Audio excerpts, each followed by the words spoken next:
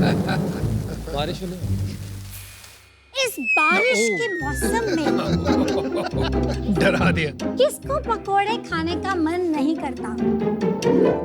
लेकिन कुछ लोगों के पास टाइम नहीं होता और कुछ लोगों को अच्छे पकोड़े बनाने आते नहीं। तब आपके पास एक ही ऑप्शन बचती है कि पकोड़े घर पे डिलीवर किए जाए। पर जब तक वो घर आते हैं तब तक वो कचकच, सौगी, खराब हो जाते हैं। क्या आपने कभी ऐसे पकोड़े खाए हैं जो सौगी ना हो, ऑयली ना हो और क्रिस्पी रहे डिलीवरी पे? नहीं ना। मैं एक पंजाबी हूँ और मैं एक बात बताऊँ आपको, ये प्रॉब्लम पराठों के साथ भी है। आपने कितने सारे ब्रांड्स इंडिया में देखे होंगे, पिज्जास के, बर्गर्स के, अब तो मोमोज के भी इतने सारे ब्रांड है भारत में। लेकिन क्या कोई पराठा और पकोड़ा का ब्रांड है? नहीं। बट ये मार्केट साइज ह्यूमंगस है। तो इस अनटैप मार्केट को टैप करने का हमने निर्णय लिया। Hi sharks, I am Geetika Anand Gupta. Hi, I am Gaurav Gupta और हम हैं को-फाउंडर्स MOPP फूड्स के। Mad over parathas and pakodas, India का पहला पराठा एंड पकोड़ा ब्रांड। हमारे पराठास एंड पकोड़ास ना ही सौगी होते हैं, ना ही ऑयली होते हैं एंड आपके घर तक आने में वो क्रिस्पी रहते हैं।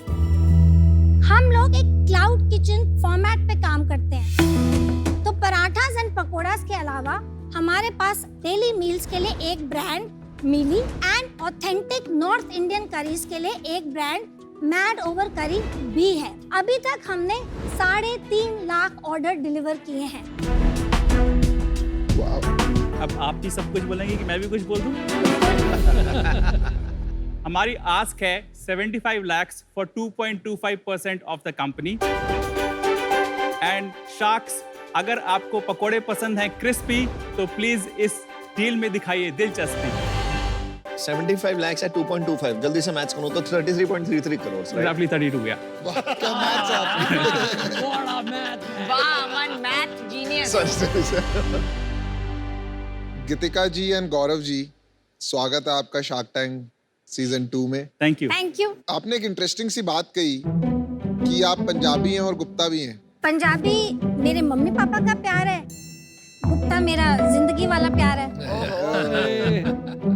Mad over paratha and pakora, ये कैसे आइडिया आया और आपने पराठा और पकौड़ा को क्यों कंबाइन कर दिया? ये जरा इंटरेस्टिंग कॉम्बिनेशन लगा। हमने जो है 14 साल दुबई में बिताए हैं। हम जब इंडिया आए तब मैंने कहा गिरिक इज माय सन्स नेम, अब इंडिया आए हैं, यहाँ के मैं आपको ऑथेंटिक देसी पराठे एंड पकोड़े खिलाना चाहती हूँ। एंड टू द आयरनी, हमें कोई भी एक मिड सेगमेंट हाइजीनिक ब्रांड नहीं मिला। तो घर पे नहीं बनाते हो पकोड़े पराठे? बट ऑर्डर करके मंगाने भी होते हैं ना। अच्छा। पता चला बेसिकली इनको कुकिंग करना पसंद नहीं है, तो वी वर लुकिंग फॉर। चलो अब हुई ना सीधी बात। अब ये अंदर की बात बाहर आई है।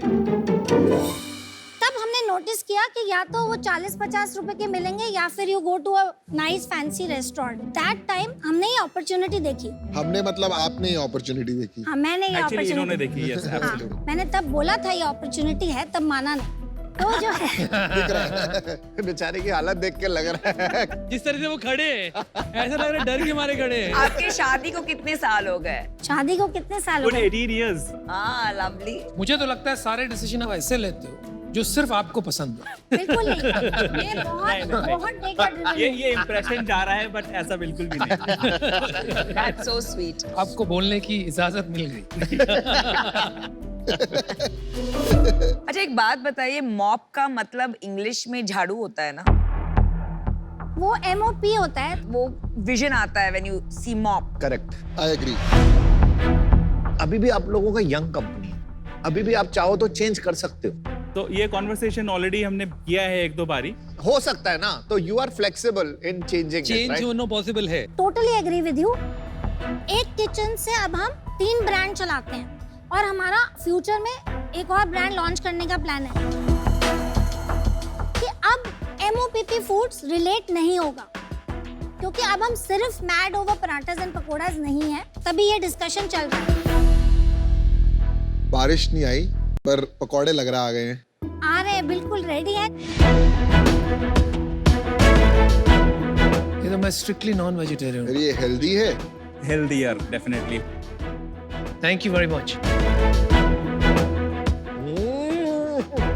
बहुत अच्छा पराठा है, butter chicken paratha. Thank you so much. पहले तो बहुत बढ़िया है। ये फ्लेवर्स कौन से हैं? तो एक है हमारा टॉप सेलिंग पराठा जिसका नाम है आलू प्याज पराठा। फिर हमारा दूसरा एक पराठा है जो वेजिटेरियन पराठा है, उसका नाम है Italian twist paratha. Very nice. Non vegetarian में हमने आपको सर्व किया है आज बटर चिकन पराठा। उसके साथ एक आप देखेंगे ओवल शेप में पकोड़े हैं, बटर चिकन पकोड़ा। इसका एक का प्राइस क्या है जरा बताएंगे? ये जो हमारा बेसिक आलू पराठा है तो 149 रुपीज उसका मेन्यू प्राइस है, और उस पे हम पैकेजिंग भी चार्ज करते हैं 20 रुपीज। काफी क्रिस्प है वो। तो ये ऑलरेडी 1 घंटे पहले के बने हुए हैं। तो इसमें कुछ स्पेशल आपने डाला है कि जिसकी वजह से क्रिस्प रहा है और सॉगी नहीं हुआ है? तो ये एक मैजिकल रेसिपी है जो ऑब्वियसली हम आपको बता नहीं सकते, बट हमने बहुत R&D की है जिससे हम लोग एप्लीकेशन कर सके, वो माइंड लगा सके बिकॉज ऑफ द एक्सपीरियंस। हमको 20 इयर्स प्लस का एक्सपीरियंस है। इनफैक्ट जनवरी 2020 में हमने फर्स्ट सीड राउंड रेस किया था MOPP में। अच्छा, ऑलरेडी रेस कर चुके हैं? यस। क्या वैल्यूएशन? हमने मई 2019 में ये लॉन्च किया। तब राहुल सिंह जो Beer, बियर कैफे Cafe के फाउंडर और CEO हैं, तो राहुल को हमने ऑन बोर्ड लिया मेंटर एडवाइजर। जब उन्होंने ट्रैक्शन देखी पहले ही 3 महीने में, तब राहुल ने डिसाइड किया ऑलमोस्ट 6-7 महीने के बाद कि वो इन्वेस्ट करना चाहते हैं। एंड जब आपका मेंटर आपको बोले वो इन्वेस्ट करना चाहता है, एक अलग लेवल की अचीवमेंट है। कितना इन्वेस्ट किया टोटल 71 लाख और क्या वैल्यूएशन थी? 5 करोड़ प्री मनी। 5 करोड़ के बाद और कोई पैसे उठाए आपने? उसके बाद 2 राउंड्स और हुए, वो इंडिया एक्सीलरेटर के थ्रू हुए। कब हुआ? 21 नवंबर। At what value? 12 करोड़ के वैल्यूएशन पे रेस किया, रफली अबाउट अनदर 70 लाख्स। और उसके बाद हमने एक और राउंड किया इंडिया एक्सीलरेटर के ही थ्रू, उसमें अबाउट 55-60 लाख रुपीस रेस ये किए। कब किया? This was March 2022। एंड कितना किया और क्या valuation? That was 12.5 crore pre money valuation.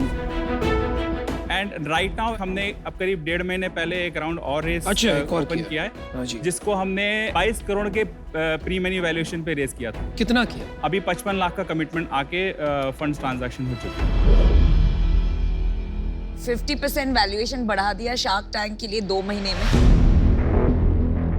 No, not because of that. हमारा एक्चुअली एक बहुत अच्छा कोलैबोरेशन रेबल फूड्स के साथ हुआ है। Very nice. बेसिकली उनका एक प्रोग्राम है लॉन्चर प्रोग्राम, जिसमें वो high potential entrepreneurs and high potential brands को आइडेंटिफाई करते हैं, बिकॉज उनके हिसाब से they are done doing their own brands.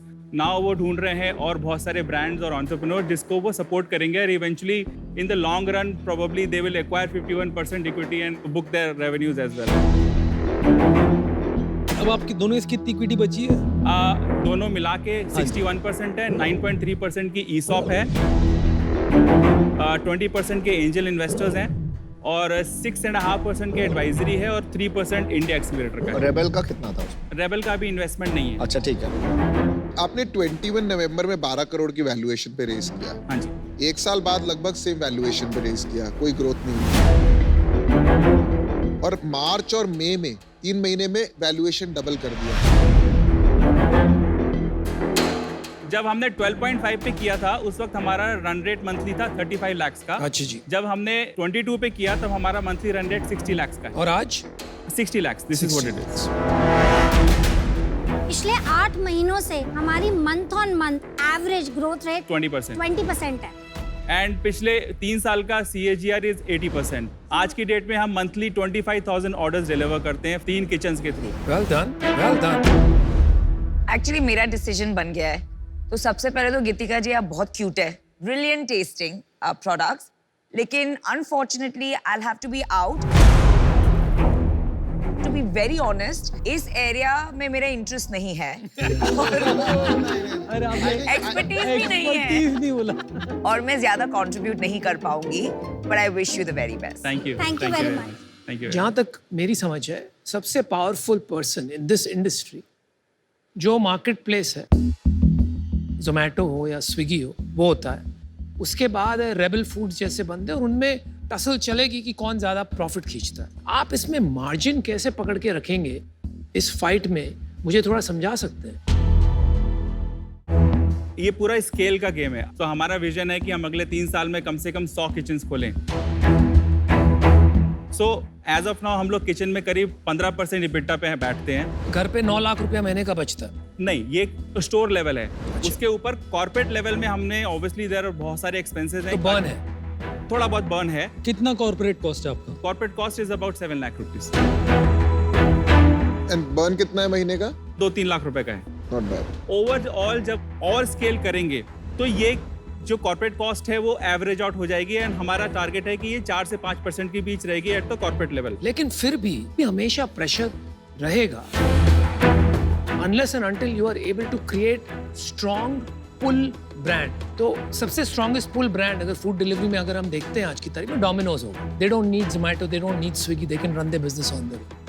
आप में क्या हो रहा है ना, मैं काफी खुश हो गया, दिल मचल गया 60 लाख पर मंथ सुन के, लेकिन फिर मैंने समझा कि आपके 3 ब्रांड ऑलरेडी हैं ये बिजनेस में। आप एक लिस्टिंग से जो अपॉर्चुनिटी मिल रही है, आदमी देखता है पराठे खाने हैं आज या कुछ खाना है, वहां से ऑर्डर्स आ जाते हैं, लेकिन ब्रांड पुल क्रिएट नहीं हो रहा है क्योंकि each brand is 20 lakhs on an average. आप 100 किचन पे भी जब पहुंचते हो, you will be struggling to make EBITDA, is my point.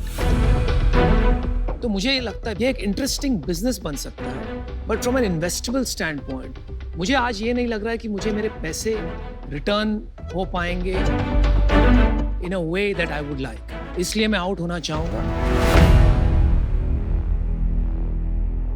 लेकिन आपके लिए बहुत बहुत शुभकामनाएं। Thank you very thank much. You. एक किचन का यूनिट इकोनॉमिक्स समझा सकते हैं आप मेरे को फटाफट?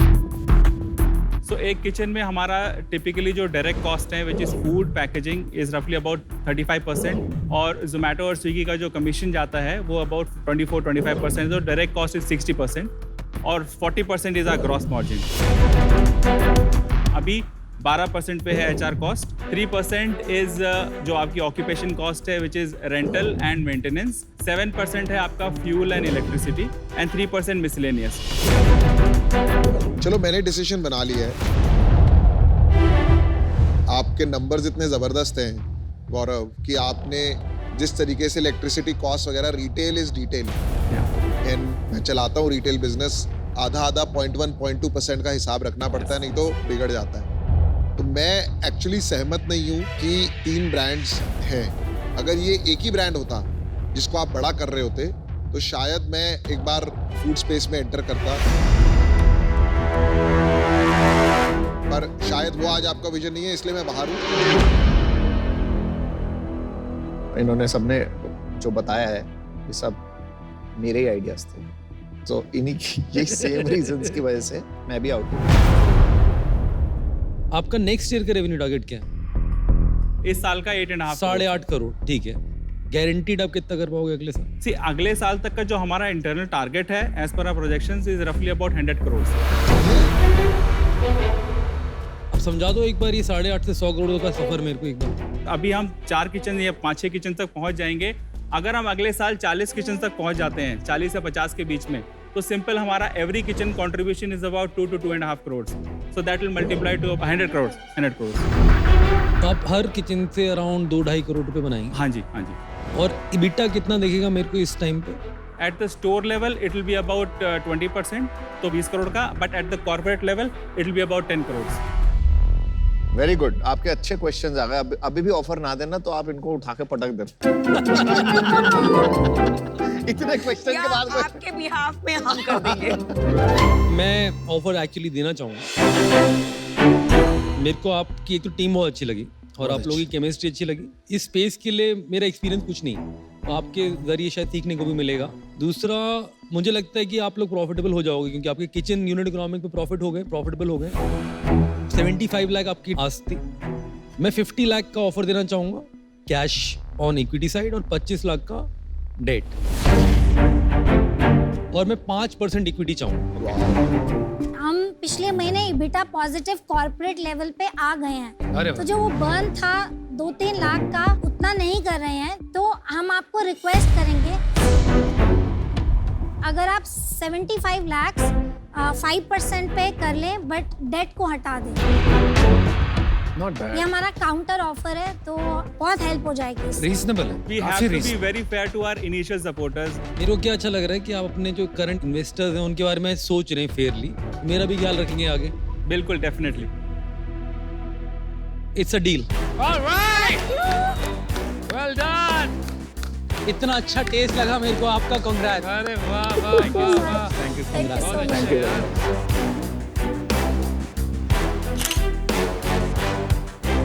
Congratulations once again. Looking forward to work with you. Thank you so much. एक बात Same कहता here. हूँ. Now just go and mop up the food industry. Yes. All right.